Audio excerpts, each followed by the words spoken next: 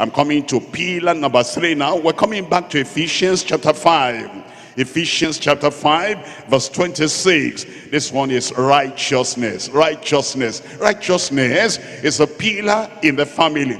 Look at Ephesians chapter 5 verse 26. That he might sanctify and cleanse it with the washing of water by the word, and that he might present it to himself a glorious church, not having spot or wrinkle or any such thing, but that it should be holy and without blemish.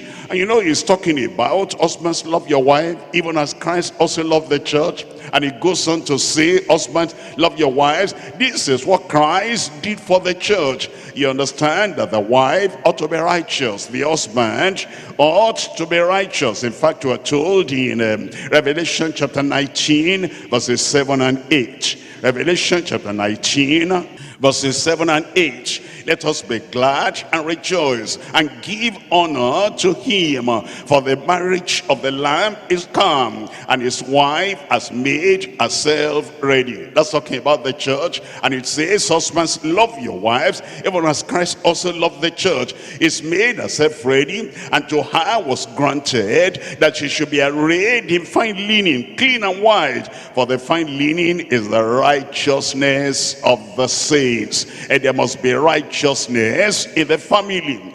Husband, you're righteous, yes, for yourself, so as to get to heaven. You're righteous so that your wife can have confidence in you, and your wife will say, no matter where my husband goes, and no matter who my husband is interacting with, no matter what conference he goes and I'm not there because the professional scene, I am sure my husband remains righteous. And because of that, the heart of the wife is kind of happy and rested. The same thing with the husband. He says, I know wherever my wife goes, I know she's going to be righteous. Righteousness is a pillar in the family. Look at Hebrews chapter 13. Hebrews chapter 13 verse 4. It says, marriage is honorable in all, and the bed undefiled, but whoremongers and adulterers God will judge.